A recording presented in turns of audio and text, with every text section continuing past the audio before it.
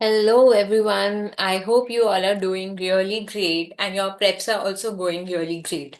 Okay, so here I am today. I would be discussing all the graphs of microeconomics of ISC Class 12 board exams. Okay.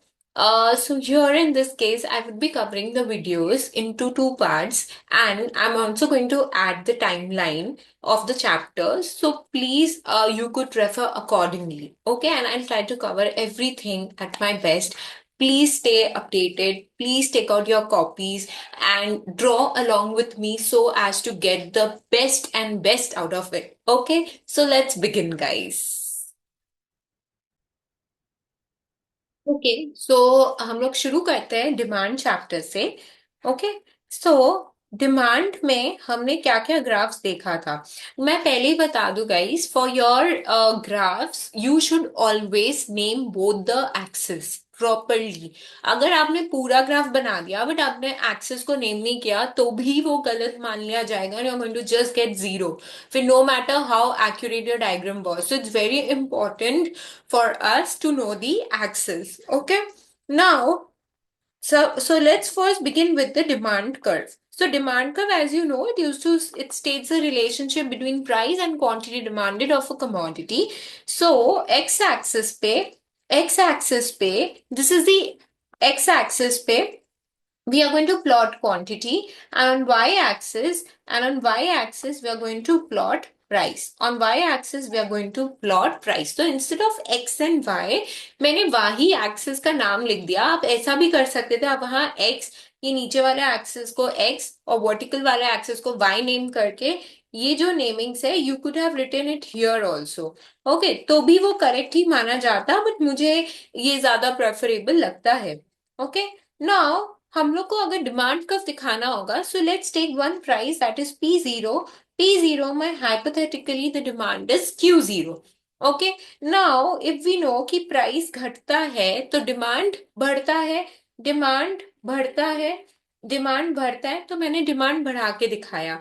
And on the other hand यही अगर price increase हो जाएगा तो demand will fall, demand will fall.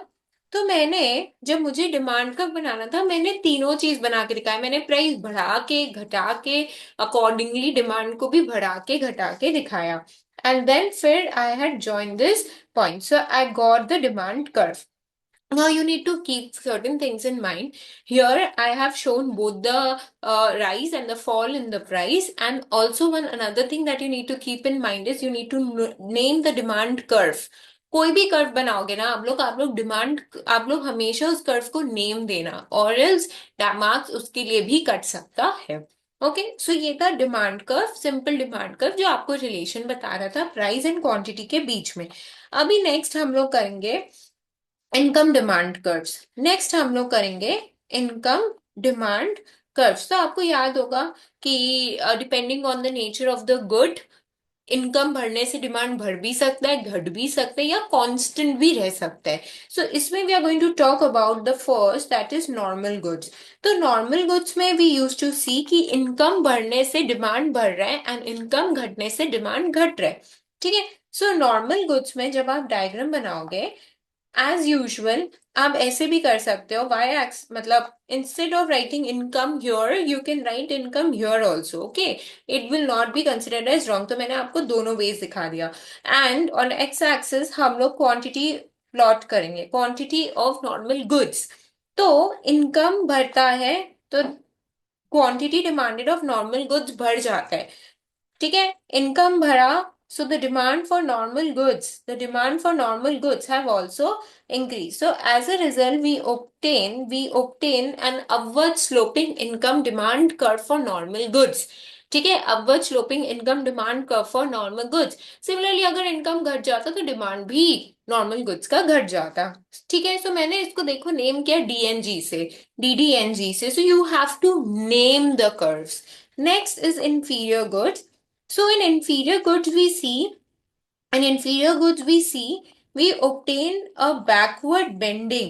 We obtain a backward a backward bending income demand curve. We obtain a backward bending income demand curve. In case of inferior goods, guys, we obtain what? We obtain a backward bending income demand curve. A backward bending income demand curve. So, x-axis पे again we are going to plot quantity, and on y-axis we are going to plot income.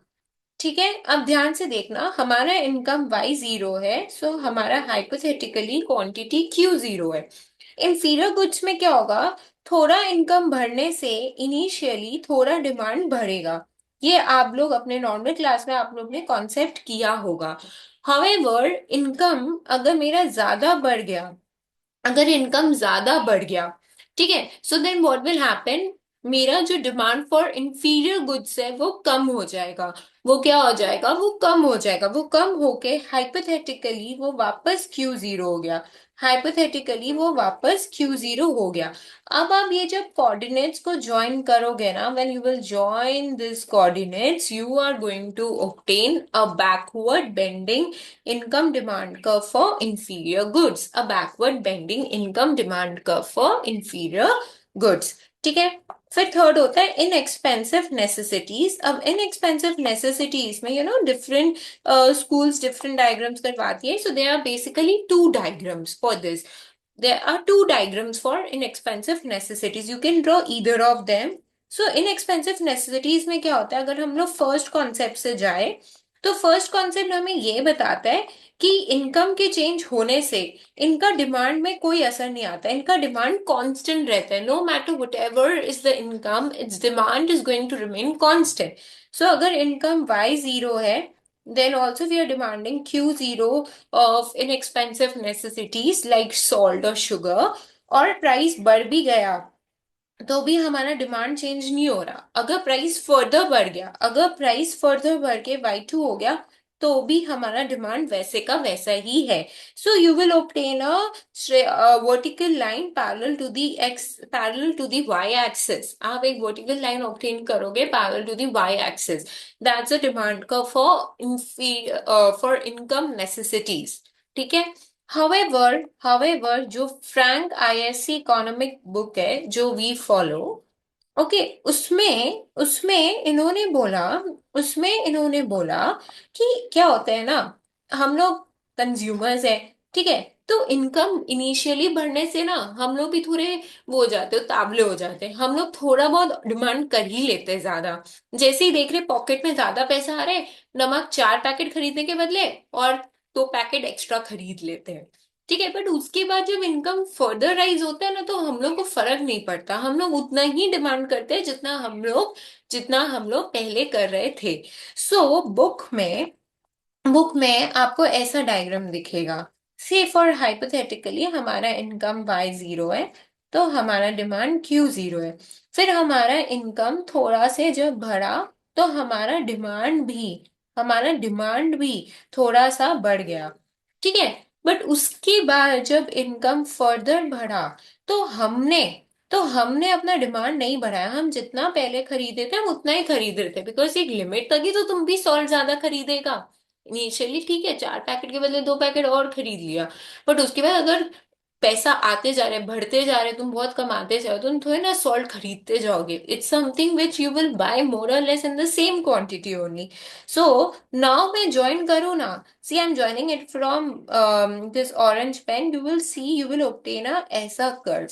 This is the demand, income demand curve for inexpensive necessities. तो आप follow करो, आपके जो class school में करवाया है आपको, दोनों ही एक्सेप्टेबल डायग्राम माना जाता है। ठीक है, सो ये था हमारा इनकम डिमांड कर्व्स। अब हम लोग नेक्स्ट डायग्राम जो करेंगे वो रिलेटेड गुड्स के लिए था। तो we will do diagram of substitute goods. तो सब्स्टिट्यूट गुड्स में हम लोग एक एग्जांपल ले लेते हैं। ठीक है, सपोज टी एंड कॉफी। तो आपको भी पता है कि डायरेक्ट रिलेशन होता है। टी का प्राइस बढ़ता है तो कॉफी का डिमांड भी बढ़ जाता है, और टी का प्राइस घटता है तो कॉफी का डिमांड भी घट जाता है। सो हमें पता होता है कि सब्स्टिट्यूट गुड्स में डायरेक्ट रिलेशन होता है। अगर डायरेक्ट रिलेशन होता है तो जो हमारा कर्व ऑब्टेन होगा वो भी तो अपवर्ड स्लोपिंग होना चाहिए ना, वो भी अपवर्ड स्लोपिंग होना चाहिए। कैसे पता, कैसे पता, आप इसको प्लॉट करके देख लो। एक्स एक्सिस में, एक्स एक्सिस में सपोज हम लोग क्वांटिटी ऑफ कॉफी ले रहे हैं, क्वांटिटी ऑफ कॉफी जो हम खरीदेंगे, ठीक है। एंड वाई एक्सिस में since they are substitute goods, तो वाई एक्सिस में आप प्राइस ऑफ कॉफी नहीं लोगे, वाई एक्सिस पे आप क्या लोगे, प्राइस ऑफ टी लोगे। सो टी का प्राइस हाइपोथेटिकली पी जीरो था, तो कॉफी का डिमांड क्यू जीरो था। अब टी का प्राइस बढ़ेगा तो लोग टी क्यों खरीदेंगे, लोग कॉफी ज्यादा खरीदेंगे ना। So, as a result, what will happen? Coffee का demand will rise. So, देखा, this is how the demand curve of substitute goods will look like. This is how the demand curve of substitute goods will look like. Upward sloping, upward sloping. ये था demand curve of substitute goods. ठीक है। कोई भी दो goods आएगा, ये मैंने टी कॉफी दिया, अब कोई भी दो सब्स्टिट्यूट गुड्स आएगा, पेप्सी एंड कोक, तो हमेशा याद रखना, एक गुड का प्राइस प्लॉट करेंगे, दूसरे गुड का डिमांड एनालाइज करेंगे, और वो अपवर्ड स्लोपिंग ही कर्व ऑब्टेन होगा, because there is a direct relation. Okay. अब इसी में there is complementary goods also. Related goods दो टाइप का होता है। सो कॉम्प्लीमेंट्री गुड्स में जैसे bread and butter, these are complementary goods. Complementary goods में हम देखते हैं कि इनवर्स रिलेशन होता है। सो एग्जाम्पल हम ले लेते हैं, suppose pen and ink, pen and ink. Okay. So हमने देखा होगा, हमने स्टडी किया होगा, आप लोग ने रिवाइज भी किया होगा कि जब प्राइस ऑफ पेन बढ़ रहा था, so then demand of ink घट गया, एंड जब प्राइस ऑफ पेन घटा, डिमांड ऑफ इंक बढ़ गया। ओके। सो कॉम्प्लीमेंट्री गुड्स के केस में हम हमेशा ऑब्जर्व करेंगे that there is a negative relation, या इनडायरेक्ट रिलेशन भी आप बोल सकते हो, या indirect relation between price of a complementary goods and the demand for the given commodity. So यहाँ जो जब भी इनडायरेक्ट रिलेशन होगा, तो हमें तो पता ही है जो कर्व ऑब्टेन होगा वो डाउनवर्ड स्लोपिंग होगा। नेगेटिव रिलेशन जब होता है ना एक्स और वाई एक्सिस में, तो of course downward sloping obtain होता है। सो यहाँ हम प्लॉट करेंगे प्राइस ऑफ पेन, यहाँ हम प्लॉट कर देंगे demand of ink, demand of ink. ठीक है। सो पेन का प्राइस पी जीरो था, तब demand of ink Q zero था, और जैसे ही पेन का प्राइस बढ़ा, the demand of ink has fallen, वैसे ही the demand of ink has fallen. So हमारा जो कर्व ऑब्टेन हुआ ना, वो कैसा कर्व ऑब्टेन हुआ, इट्स ऐसा। Demand curve of complementary goods is like this, demand curve of complementary goods is downward sloping. So ये था रिलेटेड गुड्स वाला डायग्राम। अब इसमें नेक्स्ट था how to derive market demand curve from from individual demand curve, एक ये भी था। ठीक है। डेरिवेशन ऑफ, इसका भी एक डायग्राम था, derivation of market demand curve, market demand curve from individual demand curve, from individual, from individual demand curve, from individual demand curve। तो उसके लिए what we used to do is guys, we used to, of course अब अगर आपके बड़े answer में आए तो आपको न्यूमेरिकल एग्जाम्पल लेना होगा। मैं बस आपको एक मैं आपको थोड़ा अलग वे में बस समझा दे रही हूँ, बट आप एग्जाम में न्यूमेरिकल एग्जाम्पल लेना। तीनों, तीन पैनल डायग्राम होगा, और तीनों आपको एकदम बगल बगल में बनाना होगा। ऐसा नहीं कि पहला दो ऊपर बना दिया, तीसरा नीचे बना दिया। No, you are going to prepare all the three curves which I am showing you here in a straight line, एकदम स्ट्रेट लाइन में। Okay. Okay. Now, in the first panel, this is the second panel, this is the third panel. In the third panel, we are analyzing market demand. In the third panel, we are analyzing market demand. So here we are analyzing individual demand. Here we are analyzing panel A में individual demand of suppose Mr. X. यहाँ हम analyze करेंगे individual demand panel B वाले diagram में of Mr. B. Oh sorry, of Mr. Y. Let's take Mr. Y. And यहाँ हम market demand analyse करेंगे which will be which will be X and Y का demand, which is gonna be X and Y का demand मिला के। तो see for example price P zero है। ठीक है। सो प्राइस पी जीरो आप तीनों में लेना, तीनों में प्राइस पी जीरो ही लेना एक ही साथ। ठीक है। सो सपोज जब प्राइस पी जीरो है ना, जब प्राइस पी जीरो है, तो जो इंडिविजुअल ए है वो सपोज Q0 डिमांड कर रहा था, और जो इंडिविजुअल बी है वो इतना डिमांड कर रहा था Q1। ठीक है। अब ये OQ0 प्लस OQ1 ऐड करेंगे तो मेरे को पता चल जाएगा कि what is the market demand curve at price P0। I will get to know. So दोनों को ऐड करके मार्केट डिमांड कर्व पता चल गया Q2। So this is the market demand curve. कैसे पता चला?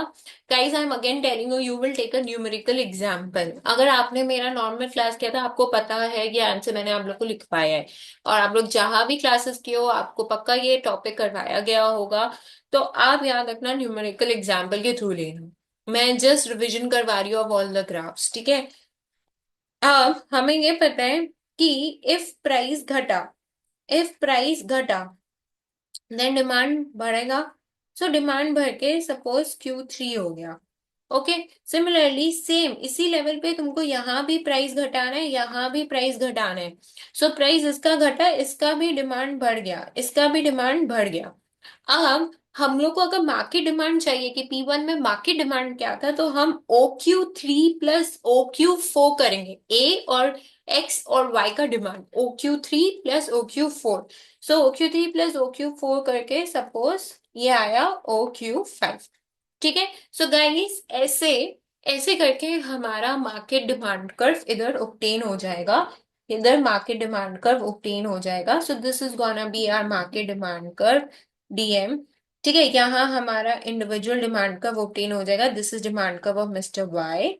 एंड यहाँ हमारा इंडिविजुअल डिमांड कर्व ऑब्टेन हो जाएगा ऑफ मिस्टर एक्स।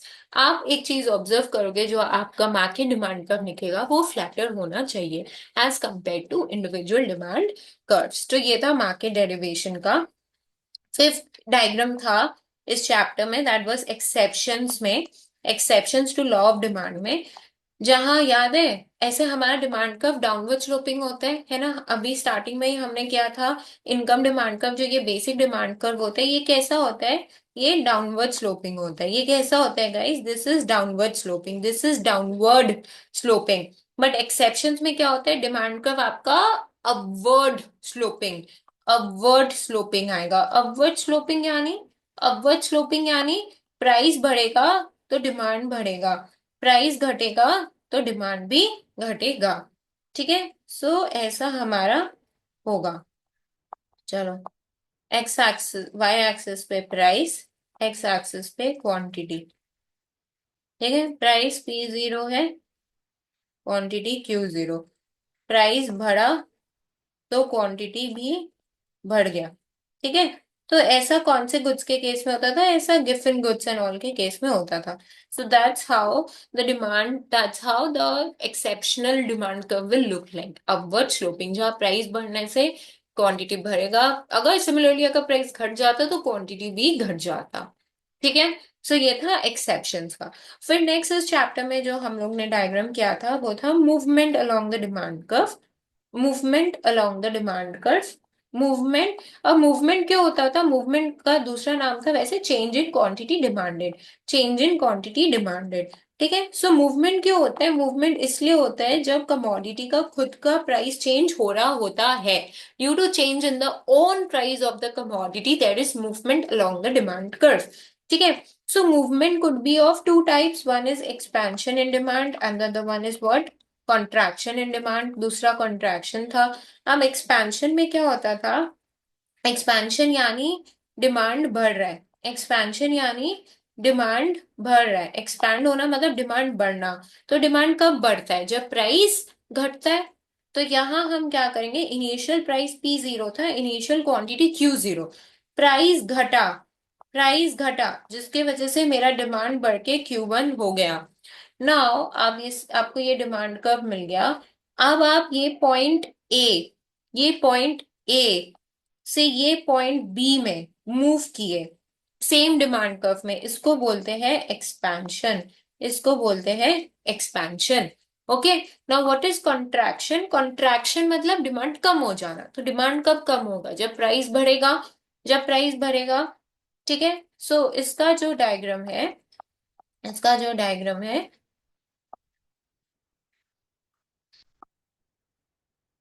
ठीक है। सो प्राइस P0 था, डिमांड Q0। तो यहाँ कॉन्ट्रैक्शन कब होगा? जब प्राइस बढ़ेगा जिसके वजह से डिमांड विल फॉल। ठीक है। अब आप पहले आप पॉइंट समझो, पहले आप पॉइंट डी में थे, फिर प्राइस बढ़ा, आपका डिमांड घटा, अब आप पॉइंट सी में आ गए। तो ये जो अपवर्ड मूवमेंट हुआ ना, इसी को बोलते हैं कॉन्ट्रैक्शन। इसी को बोलते हैं contraction. This is contraction, the upward movement along the demand curve, the upward movement along the demand curve। तो ये था movement. Next concept, let's discuss about shift in the demand curve। Shift in the demand curve, जिसको हम लोग change in demand भी बोलते हैं, जिसको हम लोग change in demand भी बोलते हैं। ओके, सो शिफ्ट होता था due two reasons other than the own price of the commodity. जब प्राइस कांस्टेंट है, बाकी फैक्टर्स चेंज हो रहे हैं। सो ये भी दो टाइप का होता था, ये भी दो टाइप का होता था, increase in demand and decrease in demand. Increase and decrease in demand. मैं एक ही डायग्राम में ना आपको बना के दिखा सकती हूँ, हाउएवर मैं पहले अलग अलग बनाऊंगी फॉर योर क्लैरिटी। ठीक है। सो इंक्रीज इन डिमांड में क्या होता था, सपोज इनिशियल प्राइस P0 है, इनिशियल डिमांड Q0 है, this is how my demand curve DO। ठीक है। अब सेम प्राइस पे आप ज्यादा डिमांड कर रहे हो, सेम प्राइस पे यू आर डिमांडिंग ज्यादा, सेम प्राइस पे यू आर डिमांडिंग ज्यादा।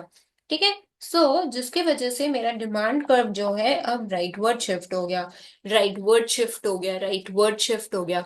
इसी को बोलते हैं इंक्रीज इन डिमांड का concept. This is known as increase in demand. Rightward shift हो जाता है डिमांड कर्व में। और डिक्रीज में क्या होता है, डिक्रीज में there is leftward shift. Same price पे ना तुम कम खरीद रहे हो, ठीक है, so then there is going to be a leftward shift along the demand curve. There is going to be a leftward shift along the demand curve.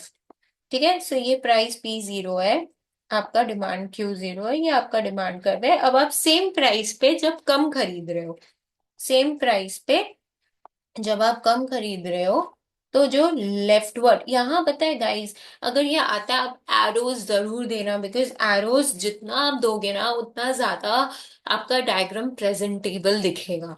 Okay, so always give arrows, always give arrows. Okay, so this is how the decrease in demand will look like. Okay, now एक ही diagram में अगर मेरे को increase और decrease दोनों दिखाना हो तो वो भी it's possible, that is also possible, nothing to worry about that.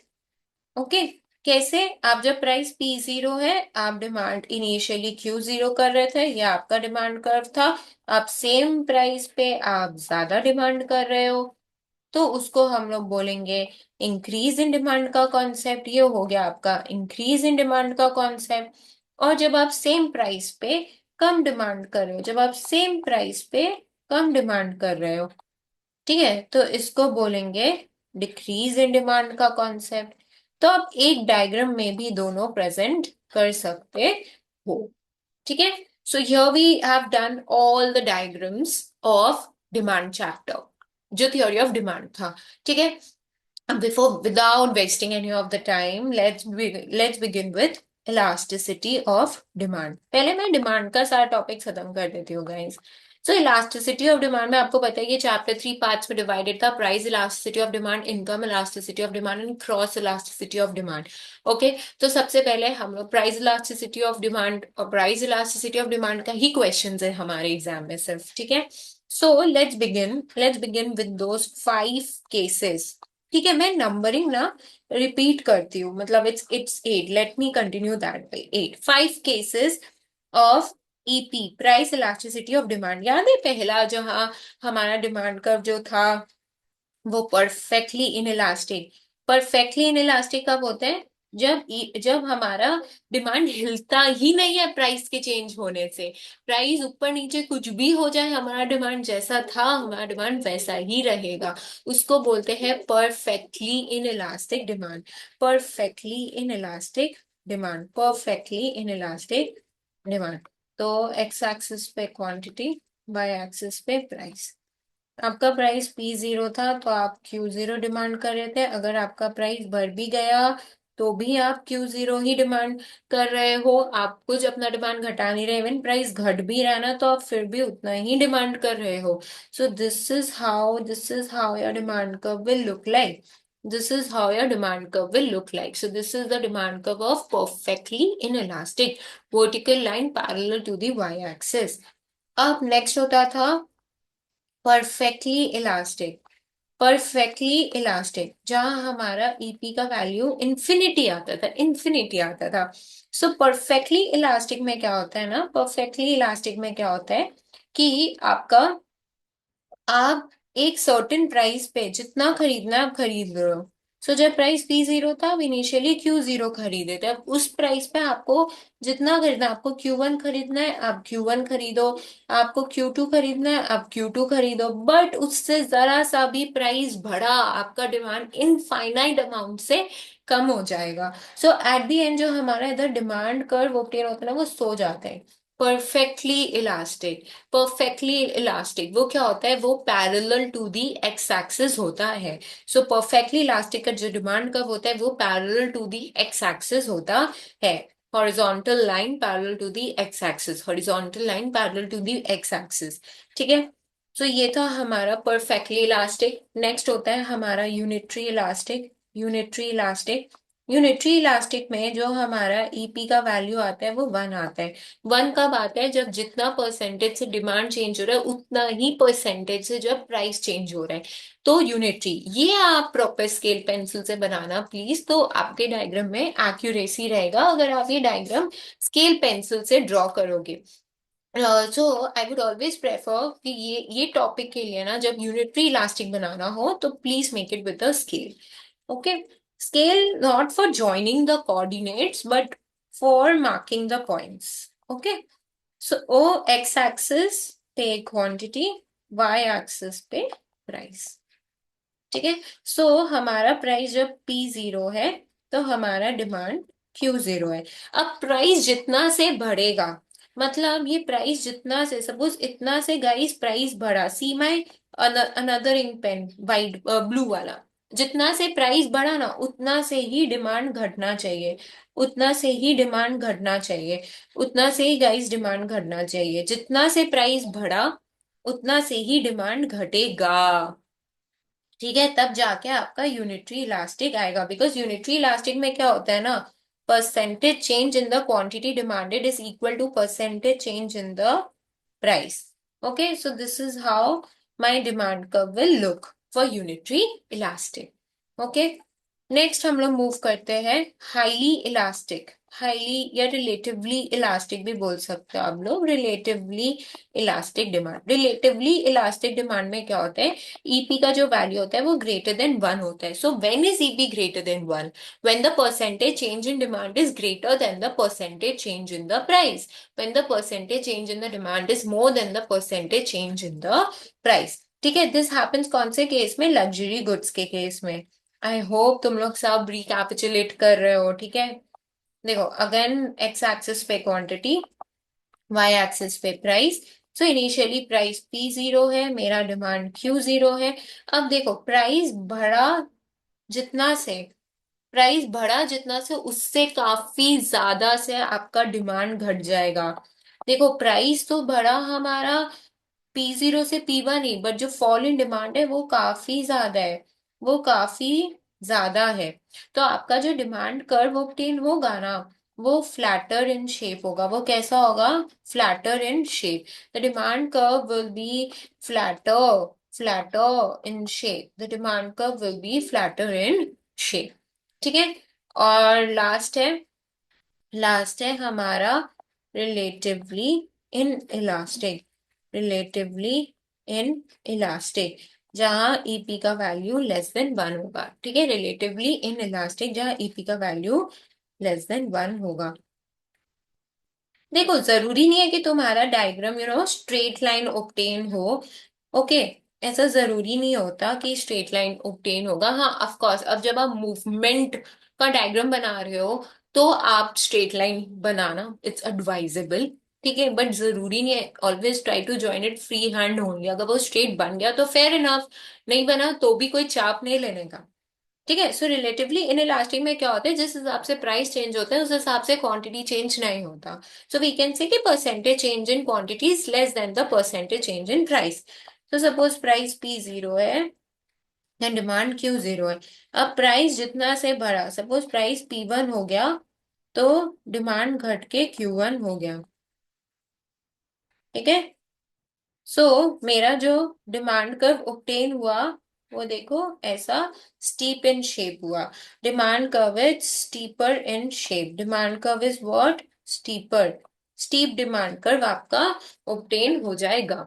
सो ये सब था 5 cases of price elasticity of demand का diagram. Okay.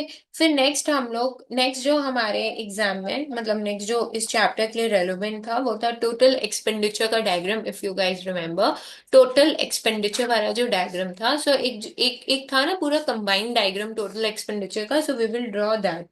Okay. So total expenditure and price elasticity, total expenditure and price elasticity.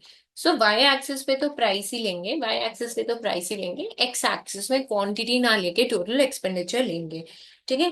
तो X axis में guys we are taking X axis पे total expenditure and Y axis में we are taking price. Y axis में we are taking price. ठीक है। So initially let's begin this way कि suppose price P zero है तो मेरा जो टोटल एक्सपेंडिचर है, से फॉर एग्जाम्पल वो इतना था। ठीक है, एम। अब जब प्राइस घट गया, हाइपोथेटिकली इमेजिन करो कि मेरा जो टोटल एक्सपेंडिचर है वो बढ़ गया। ठीक है, वो बढ़ गया। अब we will join this points. तो हमें ये पॉइंट मिल गया, ए और बी, इसको नाम कर देते। तो यहाँ क्या हुआ?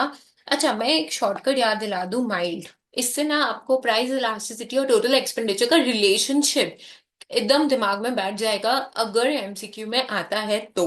ठीक है। M for guys more elastic, M for more elastic, I for indirect relation, I for indirect relation, L for less elastic, L for less elastic, जिसको इन इलास्टिक भी बोलते हैं, जिसको इन इलास्टिक भी बोलते हैं, and D for direct relation. So अगर अगर प्राइस और टोटल एक्सपेंडिचर, अगर प्राइस और टोटल एक्सपेंडिचर के बीच तुमको इनडायरेक्ट रिलेशन दिख रहा है, तो योर कमेंट विल बी कि हमारा डिमांड जो है वो इलास्टिक है। तो जैसे यहाँ प्राइस घट रहा था, टोटल एक्सपेंडिचर बढ़ रहा था, इनडायरेक्ट रिलेशन था। सो वी विल से कि our price elasticity of demand is elastic.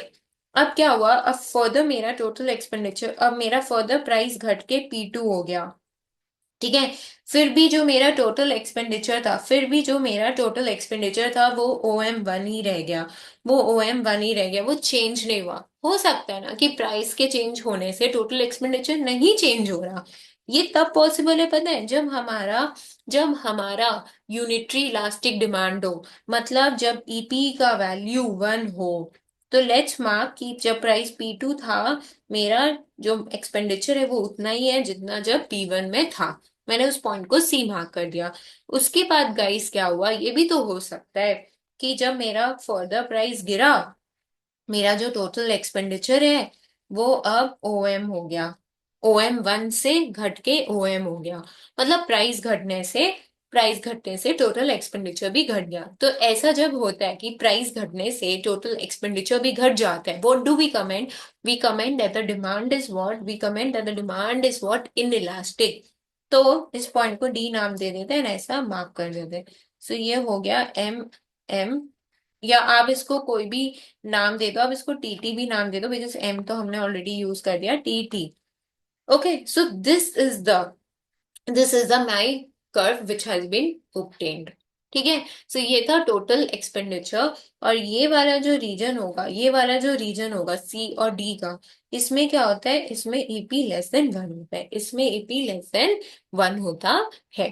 सो ये था गाइस टोटल एक्सपेंडिचर और प्राइस इलास्टिसिटी ऑफ डिमांड का डायग्राम।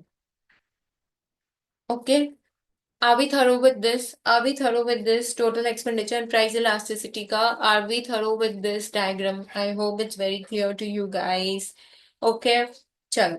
अब हम लोग वो ज्योमेट्रिक मेथड करते हैं, ज्योमेट्रिक मेथड में याद है, जिसको आप लोग पॉइंट इलास्टिसिटी मेथड भी बोलते हो, पॉइंट इलास्टिसिटी मेथड भी बोलते हो। इसके अंदर दो टाइप का डायग्राम्स होते हैं, एक होता है on a straight line demand curve, और एक होता है on a non linear, on a non linear demand curve.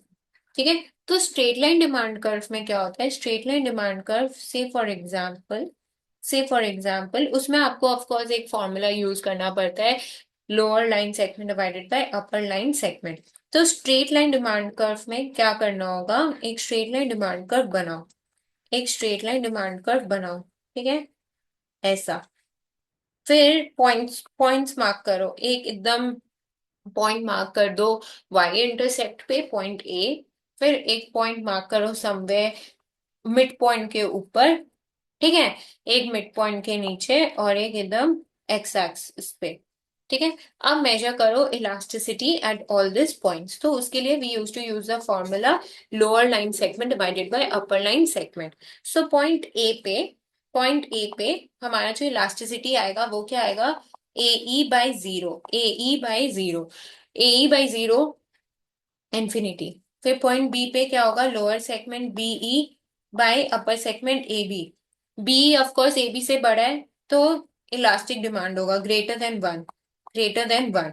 फिर सी पे क्या होगा, CE by A C which will be unitary elastic one, which is going to be unitary elastic one equal to one.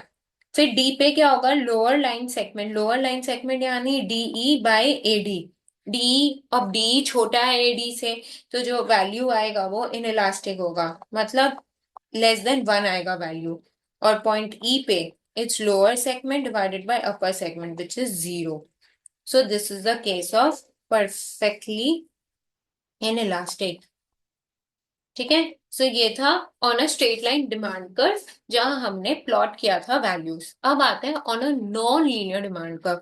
तो non linear demand curve मतलब कि एक आपको arc दे देगा, ठीक है, आर्क, ठीक है, उस पे आपको एक पर्टिकुलर पॉइंट पे इलास्टिसिटी मेजर करने दिया जाएगा। Okay, so say for example this is a demand curve and they have asked you to measure elasticity at point K. So हम लोग क्या करेंगे, हम लोग एक टैंजेंट ड्रॉ करेंगे, we are going to draw a tangent through that point, passing through that point, and then apply the same formula which we did for straight line demand curve। ठीक है, ए बी इसको name कर देते and same formula use करेंगे। सो eight point के, क्योंकि अभी point के वो टैंजेंट पे लाई कर रहा है, ठीक है, और ये एक स्ट्रेट लाइन ऑब्टेन हो गया। सो लोअर सेगमेंट क्या हो गया, के बी, अपर सेगमेंट क्या हो गया, ए के। अब ये दोनों इक्वल लग रहा है ना, तो आंसर आ गया वन, यूनिटरी इलास्टिक। ठीक है, सो ये सब गाइस हमारा डायग्राम था of price elasticity of demand. So हमने सारे diagrams price elasticity of demand के कवर कर लिए with all the methods. I hope it's clear with you guys. Okay, yeah it's clear. चलो कंज्यूमर बिहेवियर का let's continue with now, consumer behaviour. Okay, consumer behaviour, so which is going to be our 11th case. So consumer behaviour में सबसे पहला diagram जो आप देखे होंगे वो होगा relationship between total utility and marginal utility, relationship between total utility and marginal utility. ठीक है, relationship between total utility and marginal utility. देखो इसको बनाने का भी दो तरीका है, या तो आप टू पैनल डायग्राम ड्रॉ कर दो या तो आप एक ही पैनल में दोनों दिखा सकते हो। तो I am going to show you that one because that's preferable in most of the schools. ठीक है, एंड आपका भी टाइम सेव होगा अगर आप वो करोगे तो यहाँ आप जो भी गुड्स खरीदोगे, यूनिट ऑफ जो भी गुड्स कंज्यूम करोगे, say for example unit of good X, and Y axis में मैं total utility and marginal utility plot कर रही हूँ। ठीक है, सो देखो आपको अगर याद होगा, so total utility can start from zero, it reaches maximum, it remains constant and then it falls. So पहले हम लोग टी यू कर्व बना लेंगे, ठीक है, मैक्सिमम पहुंचा, ठीक है, कांस्टेंट था, कांस्टेंट था, वो मैंने तो स्ट्रेट लाइन बना के दिखाया। और उसके बाद it started falling. So this is how my total utility curve looks like. अब जिस पॉइंट पे वो मैक्सिमम एंड कांस्टेंट था, जिसके बाद वो गिरा, आप वो पॉइंट को मार्क कर देना बस। You just mark that point, ठीक है। अब जब हम लोग, बट मार्जिनल यूटिलिटी क्या होता है? It's the addition in the total utility divided by the addition in the units of goods, है ना। सो एमयू का फॉर्मूला क्या होता था? Change in TU by change in units of the commodity consumed, by change in units of the commodity, ठीक है। So marginal utility, जो marginal utility था ना, वो जीरो से नहीं शुरू होता था, वो फर्स्ट यूनिट से शुरू होता था। एंड फर्स्ट यूनिट पे जो टीयू और एमयू का जो स्टार्टिंग पॉइंट था, वो सेम था। अगर आप लोग अपने बुक के न्यूमेरिकल एग्जाम्पल को आपने फॉलो किया होगा तो आपने देखा होगा, जब यूनिट 1 ऑफ मैंगो कंज्यूम हो रहा था तो 10 न्यूटल्स का सेटिस्फैक्शन मिल रहा था। टीयू भी 10 न्यूटल्स था, एमयू भी 10 था। सो हमेशा याद रखना कि जो एमयू होगा ना, मार्जिनल यूटिलिटी, वो फर्स्ट यूनिट से शुरू होगा। वो कब से होगा? फर्स्ट यूनिट से शुरू होगा। एंड टीयू और एमयू उस पॉइंट पे सेम होगा। उसके बाद तो आपको पता ही है कि टीयू कंटिन्यूअसली डिक्लाइन कर रहा था, सॉरी, एमयू कंटिन्यूअसली डिक्लाइन कर रहा था, जीरो हुआ और फिर नेगेटिव हो गया। So how will my MU curve look? Like this it is continuously it is continuously falling, reaches zero and then becomes negative. Okay, so ऐसे आप TU MU का कर्व्स बना सकते हो। ओके, इनफैक्ट अगर आपको ये भी आया ना, जैसे सैम्पल पेपर में आया है diminishing marginal rate of substitution, आपके इस बार आया था diminishing law of DMU, diminishing marginal utility, तो उसमें भी आप यही डायग्राम बनाओगे, लॉ ऑफ DMU में, ठीक है। सो ये डायग्राम आप उसके लिए भी यूज करोगे। सो ये था। फिर नेक्स्ट हमारे चैप्टर में one commodity case and two commodity case था। टू कमोडिटी केस का डायग्राम नहीं आता है, बट हाँ, वन कमोडिटी केस का आपको डायग्राम करना होगा। वन कमोडिटी केस का जो डायग्राम था, वो क्या था कि आप एक्स एक्सिस पे अगेन जो यूनिट्स ऑफ गुड है, जैसे हमारे बुक में यूनिट्स ऑफ शर्ट था, ठीक है। सो आप यूनिट्स ऑफ जो भी गुड कंज्यूम करोगे, मैंने गुड एक्स ले लिया, एंड वाई एक्सिस पे आप प्लॉट करोगे मार्जिनल यूटिलिटी एंड प्राइस, ठीक है। हमारा जो प्राइस था वन कमोडिटी केस में, याद है वो कांस्टेंट था, याद है वो कांस्टेंट था। This is how the price used to look like.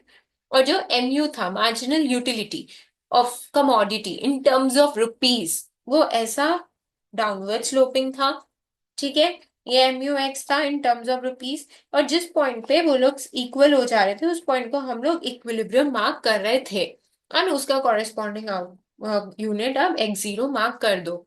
Of course जब आप एग्जाम में बनाओगे तो आप तो एक टेबल का रेफरेंस लोगे, एक न्यूमेरिकल एग्जाम्पल लोगे, और उसके बाद ये बनाओगे। तो जैसे हमारे बुक के केस में it was 3 units of shirt जब हम कंज्यूम कर रहे थे, तब हमारा MU was coming equal to price. तो तुम इधर XO के बदले 3 यूनिट्स लिख देना, ठीक है। सो that is how one commodity case आप ऐसे प्लॉट कर देना। ओके, हाँ, इट्स बेटर कि आप न्यूमेरिकल वैल्यूज यूज करके प्लॉट करना वन कमोडिटी केस, क्योंकि आप वो जो टेबल बनाओगे तो इट्स बेटर उसी का वैल्यूज को यूज करके ये प्लॉट करो, तो ज्यादा बेटर हो। Okay, so one commodity case हो गया। उसके बाद ऑर्डिनल यूटिलिटी एनालिसिस शुरू हो जाता है, which was indifference curve analysis. So उसमें हमारा सबसे पहला जो डायग्राम था वो ये था कि इंडिफरेंस कर्व कैसा होता है। इंडिफरेंस कर्व, सो इंडिफरेंस कर्व जो होता है, इट इज बेसिकली, तो उसमें हम लोग दो गुड्स कंज्यूम करते हैं ना, ये वो it is a curve which shows various combinations of two goods that gives a consumer equal level of satisfaction. तो एक्स एक्सिस पे अगर हम बुक के एग्जांपल से जाए, तो वाई एक्सिस पे there was units of clothing. I hope आप लोग उसी नेमिंग से भी किए ही होंगे। और एक्स एक्सिस पे it was units of food, ठीक है, it was unit of food. And plot करेंगे तो हमारा इन डिफरेंस कर्व ऐसा डाउनवर्ड स्लोपिंग ऑब्टेन होगा। ओके, एंड ये सारे वो कॉम्बिनेशन है, A B C D, ठीक है, ये सब वो कॉम्बिनेशन है जो आपको बता रहे हैं कि आपको same he level of satisfaction मिलेगा। आप कोई भी कॉम्बिनेशन चूज कर लो। ठीक है, सो that is how in difference curve हम लोग बनाते थे, इट इज डाउनवर्ड स्लोपिंग। फिर नेक्स्ट था, अब ये यूजुअली क्या होता है, डाउनवर्ड स्लोपिंग होता है। डाउनवर्ड स्लोपिंग होता है, क्यों डाउनवर्ड स्लोपिंग होता है, ठीक है, या कॉन्वेक्स और कॉन्वेक्स और convex, because of its diminishing slope. याद है, because of its diminishing slope, that is DMRS, that is diminishing marginal rate of substitution. However guys, usually ये downward sloping ही होता है, but indifference curve can also be a straight line. It can also be a straight line when it has a constant slope. तो ये बहुत ही exceptional, ये exceptional case में आप लोग को पढ़ाने जा रही हूँ, exceptional case of indifference curve. Usually indifference curve downward sloping ही होता है। हाउएवर इंडिफरेंस कर्व ऐसा स्ट्रेट लाइन भी हो सकता है। देखो, सपोज भाई अगर एक्स एक्सिस पे units of food and Y axis पे यूनिट्स ऑफ क्लॉथिंग ले अगर हम, ठीक है, सो जैसे हमारे इधर तो डाउनवर्ड स्लोपिंग आया ना, एक्स या वाई एक्सिस किसी को टच नहीं किया, टच करेगा भी नहीं, बट एक केस में हो सकता है कि जब आपका इनडिफरेंस कर्व एकदम ऐसा ऑब्टेन हो, एकदम स्ट्रेट लाइन, ठीक है, और इसमें जो भी कॉम्बिनेशन है वो आपको सेम सेटिस्फैक्शन दे रहे हैं। ये कैसे पॉसिबल है मैम, ये कैसे पॉसिबल है? ये जरूर पॉसिबल है गाइस, जब जब when indifference curve has a constant slope, when indifference curve has a constant slope, that is possible है constant marginal rate of substitution पे। और ये कौन से गुड्स के केस में होता है, ये कौन से गुड्स के केस में होता है, when the two goods are perfect substitutes, when the two goods are perfect substitutes, when the two goods are perfect substitute, जैसे food और clothing perfect substitute नहीं है, they are not perfect substitute, they are not substitute, that is why downward आ रहा था। अगर ये जो दो goods होते हैं ना, x और y जो आप प्लॉट कर रहे हो, अगर वो perfect substitute होते हैं, तब इट्स बेटर आप food और clothing ना लिखो, आप गुड x और गुड y लिखो, तो बताए, तब आपका इंडिफरेंस का वैसा डाउनवर्ड स्ट्रेट लाइन भी आ सकता था। ठीक है, नेक्स्ट, ये आपके सैंपल पेपर में, आपके स्पेसिमेन पेपर में था, इससे रिलेटेड एक क्वेश्चन, प्लीज इसको गो थ्रू कर लेना, बहुत ही बढ़िया क्वेश्चन था। ओके, अब नेक्स्ट है indifference map. Indifference map, so indifference map क्या होता है, a set of indifference curves which shows where each indifference curve shows a different level of satisfaction. ठीक है, so again, x-axis, y-axis, same only, unit of food, unit of food, unit of clothing, unit of food, unit of clothing. ठीक है, ये मेरा indifference curve 1 है, ये मेरा indifference curve 2 है, ये मेरा इंडिफरेंस कर्व 3। सो हर एक इंडिफरेंस कर्व अपना डिफरेंट लेवल ऑफ सेटिस्फैक्शन दिखा रहा है। सो ये था हमारा indifference map. So this was about indifference map. फिर इसमें नेक्स्ट कॉन्सेप्ट जो हमारा था वो बजट लाइन का था। अगेन मुझे इस बार के बोर्ड पर्सपेक्टिव से ये टॉपिक इंपॉर्टेंट लग रहा है, budget line. So budget line जो था उसमें भी आप दो गुड्स खरीद रहे थे। ठीक है, सो बजट लाइन जो हमारा ऑब्टेन हुआ था, अगेन अगेन जिसमें हम लोग बजट लाइन तो वही कॉम्बिनेशन ऑफ एक्स और वाई लेते हैं ना, जिसमें आपका बजट फुल यूज हो गया, जिसमें आपका बजट फुल यूज हुआ था, है ना। तो इसलिए जो हमारा बजट लाइन आया था, जो हमारा बजट लाइन आया था वो एकदम ऐसा डाउनवर्ड स्लोपिंग स्ट्रेट लाइन आया था। दिस इज हाउ हमारा बजट लाइन ऑब्टेन हुआ था। दिस इज हाउ हमारा बजट लाइन ऑब्टेन हुआ था। Let me name it MN। This is my budget line MN। MN again इसमें कॉम्बिनेशन है like B C D E F combinations थे। ठीक है, so please refer the example which was taught. Okay, अभी next next इसमें last diagram जो था वो था हमारा consumers equilibrium using indifference curve approach.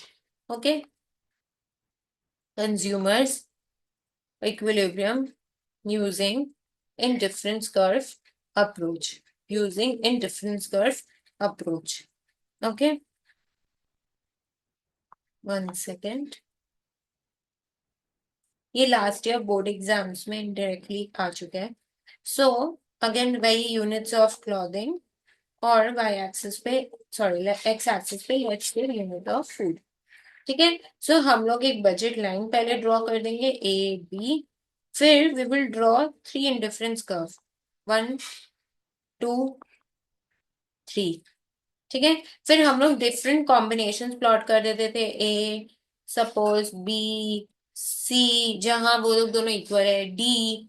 फिर हमें पूछता था कि कौन से पॉइंट पे कंज्यूमर इक्विलिब्रियम पे, सो पॉइंट सी। क्यों? क्योंकि वहां दो कंडीशंस सेटिस्फाइड थे इक्विलिब्रियम के। पहला कि slope of budget line should be equal to slope of indifference curve, and दूसरा indifference curve should be convex to the origin at that point, should be convex to the origin at that point। तो वो दोनों चीज इस point पे, point C में, both the conditions, point C में was the equilibrium condition, was the equilibrium point। Why? as here both the conditions as here both the conditions of equilibrium were satisfied, as here both the conditions of equilibrium was satisfied, इसलिए इसको हम लोग equilibrium point भी बोलते थे। वो जब आप प्रैक्टिस करोगे तो of course you will remember that. ठीक है। और और आपका जब प्रॉपर्टीज ऑफ इंडिफरेंस कर्व हम लोग किए थे, तो हम लोग एक पॉइंट किए थे ना कि higher the indifference curve higher the level of satisfaction. तो उसके लिए भी आप ये डायग्राम बना सकते हो। ये वो प्रॉपर्टी से रिलेटेड वाला पॉइंट था, ये जो प्रॉपर्टी था ना ऐसी का, higher indifference curve, higher indifference curve yields higher level of satisfaction, yields higher level of satisfaction. ठीक है। सो उससे रिलेटेड ठीक है। सो उससे रिलेटेड ये था। अब मैं डायग्राम बना दे रही हूँ आपके लिए।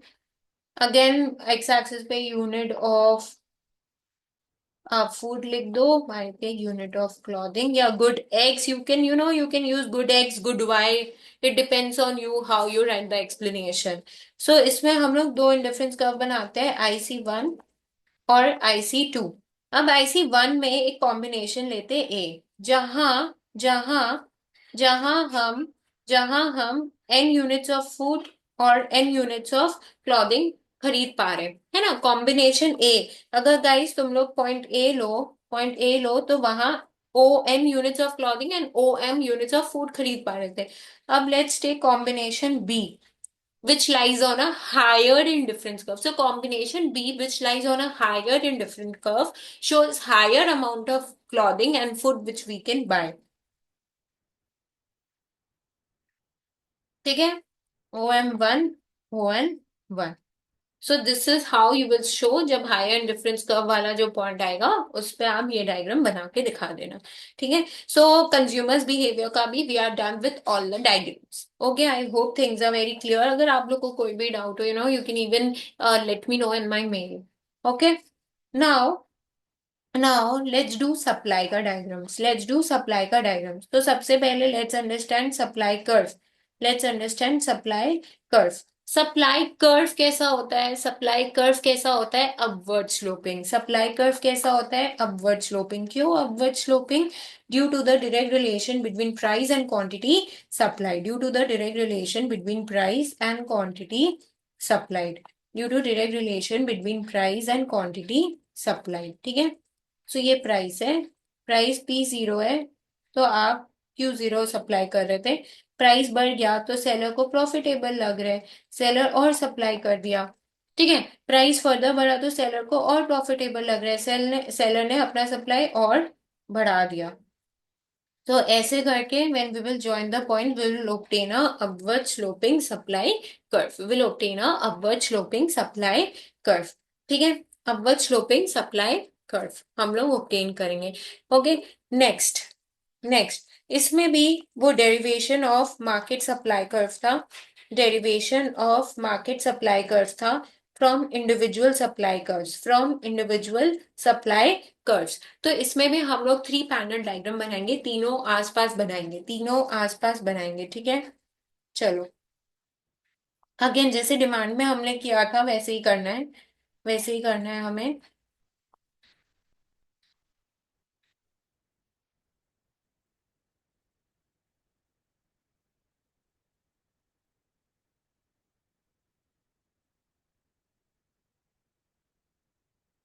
Price, quantity, quantity and quantity. But ये जो था, जो ए था वो इंडिविजुअल सेलर का था, सपोज ए। दूसरा जो था वो इंडिविजुअल सेलर बी का सप्लाई था। और तीसरा जो था वो मार्केट सप्लाई था, which was A plus B. तो यहाँ भी अपन तीनों एक ही लाइन पे प्राइस लेंगे, एक ही लाइन पे प्राइस लेंगे।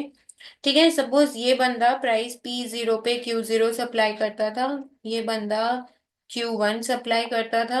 अब Q0 और Q1 को ऐड कर दोगे तो मार्केट सप्लाई निकल जाएगा, which is suppose happening to be Q2। वो तो ऑफकोर्स जब आप बनाओगे तो आप प्रॉपर मेजर करके बनाओगे, ठीक है। But OQ0 plus OQ1 will give me OQ2 which is a market supply, कि देखो प्राइस P0 में total market supply OQ2 units हो रहा है। अब सपोज प्राइस बढ़ के P1 हो गया, तो ऑफ कोर्स ए भी ज्यादा सप्लाई करेगा। ए सपोज अब Q3 सप्लाई कर रहा है, प्राइस सेम प्राइस P1 में जो बी है वो सपोज OQ4 सप्लाई कर रहा है। वो क्या सप्लाई कर रहा है? वो सप्लाई कर रहा है सपोज OQ4, OQ4। तो जो हमारा मार्केट सप्लाई होगा वो OQ3 प्लस OQ4 ऐड करके आएगा, so which is going to be ज्यादा, OQ5, है ना। अब इनको ज्वाइन कर दो तो आपको मार्केट सप्लाई मिल जाएगा। इंडिविजुअल को ज्वाइन कर तो आपको मिल जाएगा सप्लाई का वर्ब बी। सप्लाई का वर्ब बी आप उसको नेम कर दो SB से। और जब आप ये ज्वाइन कर दो तो आपको मिल जाएगा सप्लाई का वर्ब ए। ठीक है। सो दिस इज हाउ हम लोग इंडिविजुअल सप्लाई से मार्केट सप्लाई हम निकाले। और ऑफ कोर्स मार्केट सप्लाई जो होगा गाइस वो फ्लैटर्ड इन शेप होगा as compare to the individual supply curves. Always remember, जो मार्केट सप्लाई कर्व ऑब्टेन होगा वो फ्लैटर इन शेप होगा as compare to the individual supply curves. Okay, चलो। फिर हम लोग का next diagram, let's do about time period and supply. Time period and supply. So time period and supply में हम लोग तीन टाइप का टाइम पीरियड के बारे में बात करते हैं। एक होता है वेरी शॉर्ट पीरियड, जिसको मार्केट पीरियड भी बोलते हैं, जिसको मार्केट पीरियड भी बोलते थे। वहां हमारा जो सप्लाई था वो फिक्स्ड था, फिक्स्ड। वो चेंज ही नहीं होता, प्राइस के चेंज होने से ना वो बिल्कुल ही चेंज नहीं होता, प्राइस के चेंज होने से वो बिल्कुल ही चेंज नहीं होगा। ठीक है, प्राइस कुछ भी हो जाए वो उतना का उतना ही रहेगा। सो प्राइस सपोज P0 है, क्वांटिटी Q0। प्राइस बढ़ भी गया ना तो भी मेरा सप्लाई उतना ही रहेगा जितना था। सो दिस इज हाउ हमारा सप्लाई कर्व ऑब्टेन होगा। ठीक है, अगर प्राइस फर्दर बढ़ भी गया तो भी सप्लाई उतना ही। ओके, याद है मोनालिसा पेंटिंग, वो वही एग्जाम्पल था।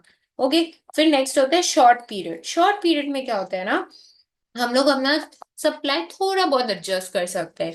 इसलिए हम लोग बोलते हैं कि शॉर्ट पीरियड में जो हमारा सप्लाई होता था वो याद है रिलेटिवली इन इलास्टिक होता था, थोड़ा बहुत आप एडजस्ट कर सकते हो, you can adjust little bit. ठीक है। सो एक्स एक्सिस पे क्वांटिटी, वाई एक्सिस पे प्राइस। सो P0 Q0।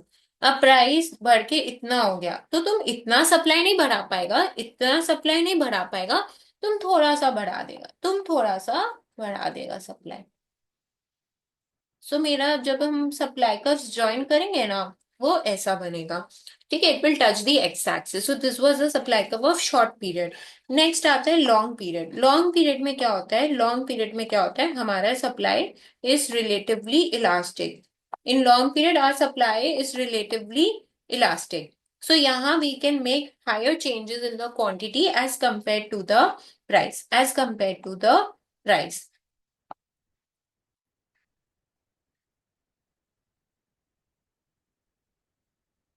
तो प्राइस P0 है, आपका सप्लाई Q0 है। प्राइस बढ़ा इतना से तो आपका सप्लाई कई ज्यादा से चेंज हो गया, आपका सप्लाई कई ज्यादा से चेंज हो गया। सो दिस इज हाउ आपका सप्लाई कर्व ऑब्टेन होगा। It will touch the Y axis, so it will be comparatively very flat in shape. Okay, so that was about the three time periods.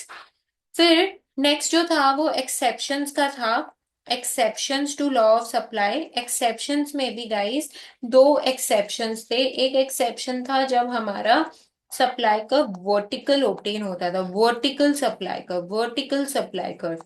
Vertical supply curve में ये वाला diagram, ये वाला diagram कि जहां आपका supply, of course exception हो गया ना, क्योंकि प्राइस नहीं बढ़ने से सप्लाई नहीं बढ़ रहा, मतलब प्राइस बढ़ने से भी सप्लाई नहीं बढ़ रहा, प्राइस घटने से सप्लाई घट ही नहीं रहा। सो वो हो गया वर्टिकल सप्लाई कर्व। वर्टिकल जहां मेरा सप्लाई कांस्टेंट है, it is not changing at all due to change in the price. Okay. Next is backward bending supply curve. Backward bending supply curve. Backward bending supply curve. ठीक है, जो कि हमारे labour के case में हम देखे थे। लेबर के केस में लेबर का सप्लाई कर्व बैकवर्ड बेंडिंग होता था। तो लेबर के सप्लाई कर्व में, लेबर का जब हम लोग सप्लाई कर्व बनाएंगे, ठीक है,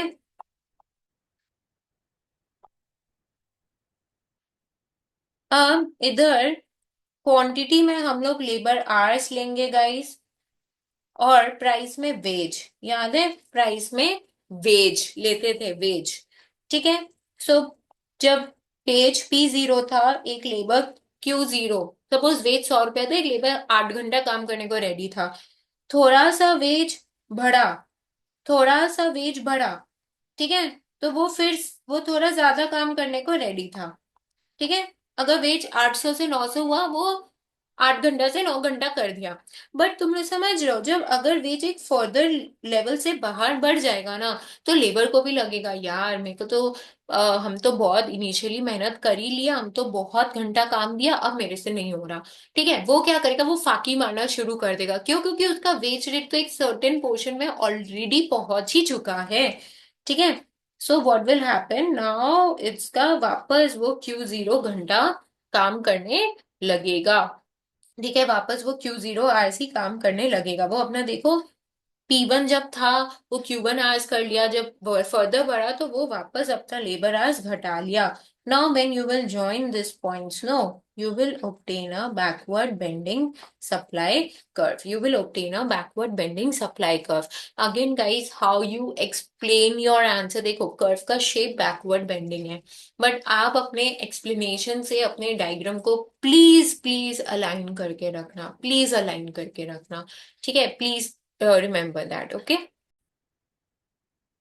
The next diagram is movement along the supply curve. Movement along the supply curve. Movement along the supply curve, जिसको हम लोग चेंज इन क्वांटिटी सप्लाइड भी बोलते हैं। So again guys, movement takes place due to change in the own price of the commodity. Movement takes place due to change in the own price of the commodity. Okay, so movement here can also be of two types: expansion in supply and contraction. So expansion में क्या होता है, price बढ़ने से supply बढ़ रहा है, उसको बोलते हैं एक्सपेंशन इन सप्लाई, उसको बोलते हैं एक्सपेंशन। तो एक्स एक्सिस पे again quantity and Y axis पे प्राइस। ठीक है, OP0, OQ0। अब प्राइस बढ़ा तो आपका सप्लाई बढ़ के Q1 हो गया। सो ये जो आपका सप्लाई कर्व है, अब आप जो ये पॉइंट ए मार्किंग्स देखो, पॉइंट ए से पॉइंट बी में सेम सप्लाई कर्व में मूव किए ना अपवर्ड, इसी को बोलते हैं गाइस एक्सपेंशन। इसी को बोलते हैं एक्सपेंशन। आप सेम सप्लाई कर्व में अपवर्ड मूवमेंट करते हो। और कॉन्ट्रैक्शन में क्या होता है, आप सेम सप्लाई कर्व में डाउनवर्ड मूवमेंट कर रहे हो, डाउनवर्ड मूवमेंट। अब ये कैसे पॉसिबल है, ये कैसे पॉसिबल है, जब प्राइस P0 है तो सप्लाई Q0 है। ठीक है। और अब सेम प्राइस में, अब प्राइस घट गया, sorry I am so sorry, अब सपोज प्राइस घट के P1 हो गया।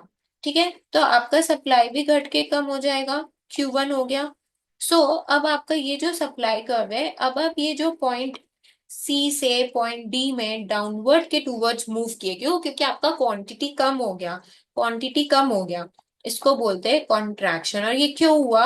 क्योंकि प्राइस घट गया। क्यों? क्योंकि प्राइस घट गया, प्राइस घट गया। ठीक है। सो ये था मूवमेंट का कॉन्सेप्ट। ठीक है, अब नेक्स्ट जो कॉन्सेप्ट था वो shift in the supply curve था।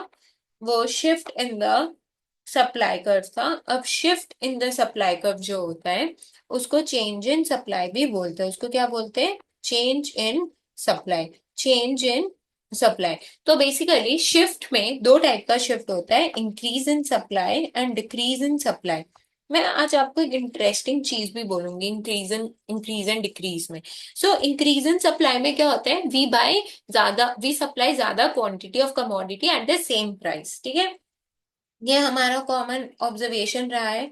ये हमारा कॉमन ऑब्जर्वेशन रहा है कि जब हम सेम प्राइस पे ज्यादा सप्लाई करते हैं, जैसे प्राइस P0 था तो इनिशियली मेरा सप्लाई Q0 था, this was the supply curve. अब हम सेम प्राइस पे जब ज्यादा सप्लाई कर रहे हैं, जब ज्यादा सप्लाई कर रहे हैं सेम प्राइस पे ना, जब हम ज्यादा सप्लाई करते हैं तो उसको क्या बोलते हैं? Increase in supply. और एक चीज तुमको पता है गाइस, या तो अपन इंक्रीज इन सप्लाई को ऐसे भी डिफाइन कर सकते हैं कि when same quantity when same quantity is supplied when same quantity is supplied at a lower price। तुम कम प्राइस में सेम क्वांटिटी सप्लाई कर रहे हो तो भी वो इंक्रीज इन सप्लाई माना जाएगा। जब तुम लोअर प्राइस में सेम क्वांटिटी सप्लाई कर रहे हो, मतलब यही अगर प्राइस सपोज P1 हो गया, P1 हो गया, ठीक है, जब प्राइस घट गया, पहले हम OQ0 सप्लाई कर रहे थे, अब प्राइस घटा तो मेरा सप्लाई घटना चाहिए था लॉजिकली। OP0 में initially how much I was supplying? OQ0. Forget that OQ1. I was supplying OQ0. But now again what happened that the price had fallen. Price घटता है तो सप्लाई घटता है। बट इस बार क्या हुआ, जब प्राइस घटा ना, आपने सप्लाई को घटाया नहीं, आपने अभी भी OQ0 ही सप्लाई किया, तो भी वो इंक्रीज इन सप्लाई माना जाएगा। ये आपके MCQ के लिए इंपॉर्टेंट क्वेश्चन बन सकता है गाइस। ठीक है, चलो अब डिक्रीज में करते हैं। डिक्रीज में क्या होता है? इंक्रीज में जैसे राइटवर्ड शिफ्ट होता है।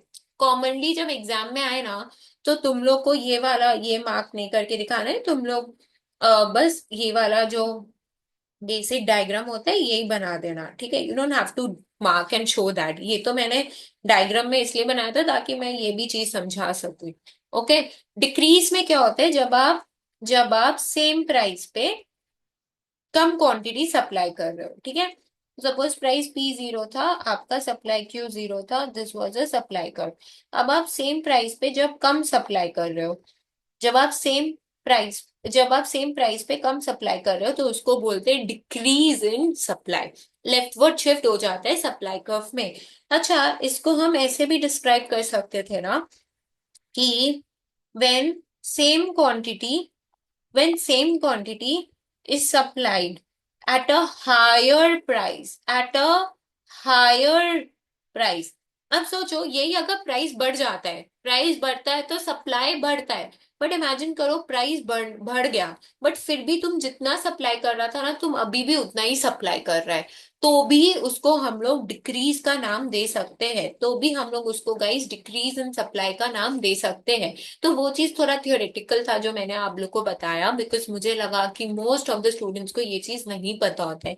There is another way also to describe increase and decrease in supply. So this is the other way. Decrease in supply तभी भी बोला जाएगा जब प्राइस बढ़ गया बट आप अभी भी उतना ही क्वांटिटी सप्लाई कर रहे थे जितना पहले कर रहे थे। ठीक है, आपने अपना सप्लाई घटाया नहीं। Okay, so that is also decrease in supply। Okay, so guys आज हम लोग इतना ही रखेंगे। ठीक है, आज हम लोग इतना ही रखेंगे।